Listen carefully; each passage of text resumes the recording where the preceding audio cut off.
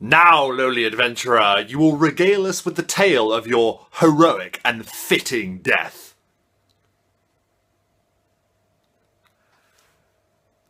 Awkward.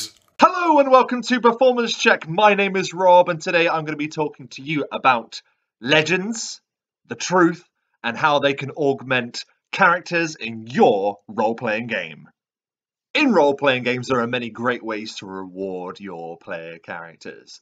You can give them gold, you can give them magical items, you can give them lands, titles, keeps, castles, the list goes on. But arguably the greatest way to reward your players is to show that your world is reacting to their great deeds.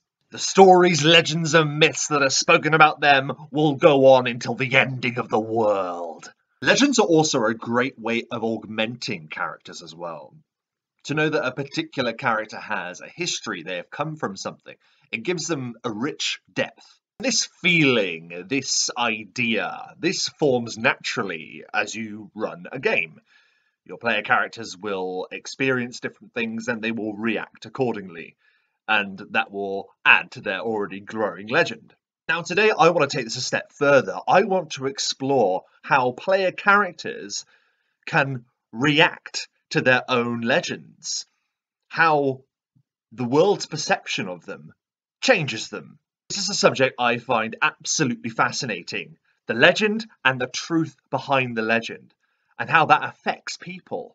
I'm going to give two examples of how this idea has been used to great effect in fiction before. I'm going to give mild spoilers from the hit television and book series Game of Thrones, A Song of Ice and Fire. So if you haven't seen or read these, then you should probably stop watching and listening to me and go and check those out because they're incredible. Just do it. Just do it. Do yourself a favor, for God's sake. The first example that I'm going to give from Game of Thrones, A Song of Ice and Fire, is the character of Sandor Clegane, otherwise known as the Hound.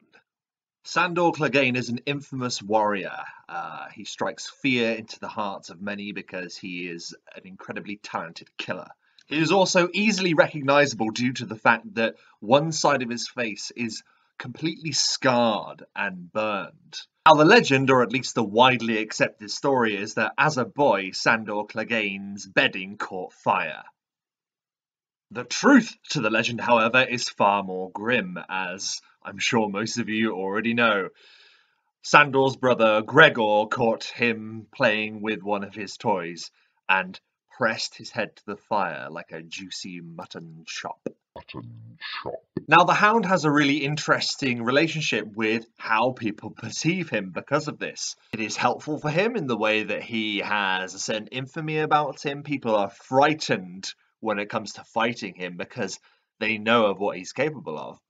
But the Hound, when talking about what actually happened to him, when he actually reveals the reason as to why his face is the way that it is, it opens a door to so much. You now see that there is not only this talented killer, but this human being that has received this harsh injustice that was never punished. It was covered up.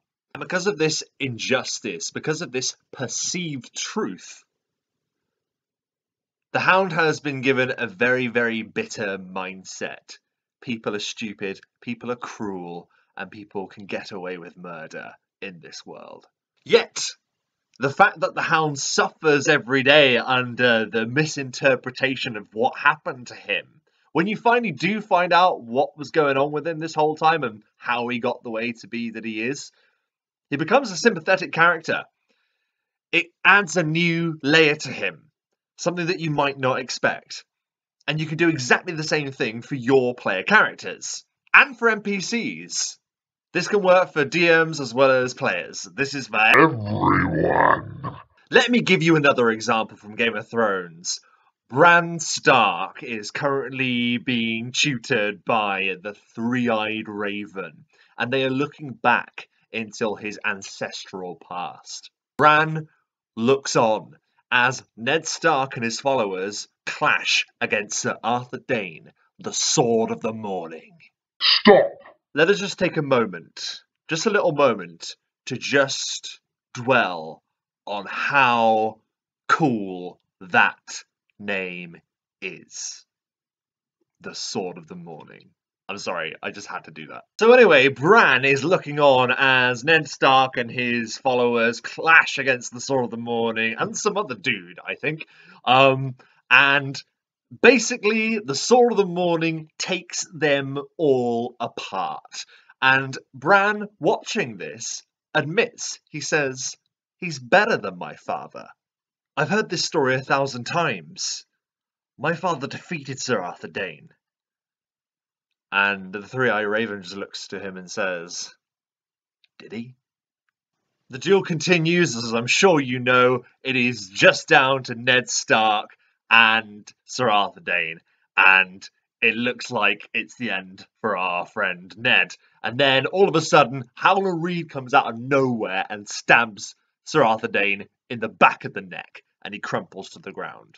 This duel was never won with a flourish of a sword. It was a desperate backstabbing attempt to stop the better warrior from winning the day. And it worked.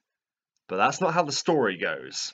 Seeing this affects Bran. It makes him think differently about his father. It makes him think differently about the people telling him these things. Now, I don't think for 1 minute that Ned Stark was the one that was telling the story like that, but other people would have embellished it to the point where Ned was this conquering hero, defeating Sir Arthur Dayne and attempting to rescue his sister. It's a tricky one, right? The reason I use this example is to show that not only can a legend or the perception of others around them affect a player character, it can also affect other members of the party. If one hero is rumoured to have destroyed a particular dragon, and then later on down the line the warrior fully admits, I never killed that dragon. It took about 20 of us to do it, and we were lucky.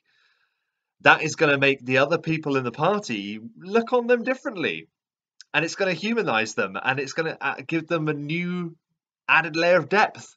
And this is something that I think can be explored to great effect in role-playing games. So whether you're coming up with your player character background, or you're a GM making it an NPC's background, or you're thinking about a famous event that occurred in the history of your world, or some legend that appears in the pantheon of your lore, why not think of 2 things that happened at that time, or occurred to that particular player character or NPC? Not only is it granting that character or event depth, it is also allowing the player or you as a GM to slowly drip feed what actually happened, allowing players and NPCs to have ever-changing opinions and views on that character or event. As I stated at the very beginning of this video, where there was much more light, did you notice that? Did you notice how it's getting darker? I can't help it. I can't control the sun. Yet. But like I said at the beginning of the video, there is no greater reward that you can give to a player than having their actions acknowledged and reacted to in the world you are presenting them. It makes the reward even better, however, if there are many layers, multifaceted elements to the stories that they create in the world. So what about your character? What about your NPC? Did a particular character lose an eye in a fishing accident rather than in a brave and mighty duel? What about the party? Did they lead an army of freedom to defeat the forces of evil? Or would they have been completely lost if it weren't for the reinforcements they had secretly hired and no one speaks about because it lessens the glory? Did your famous swordsman defeat 12 heavily armoured knights in single combat by himself? Or did a landslide claim all of their lives? Did your plucky archaeologist excavate this epic magical item? Or did she simply slip into another archaeologist's room in the night, slit their throat and take it for themselves? So that's about it from me today, but in the meantime, why don't you let me know how the line between truth and legend becomes blurred in your role-playing games? Let me know in the comments. If you like this video, give it a like. If you'd like to see more like it, then give me a subscribe, or not. We're all friends here. Or are we? Thanks for watching, and I hope that all of your performances are up to standard.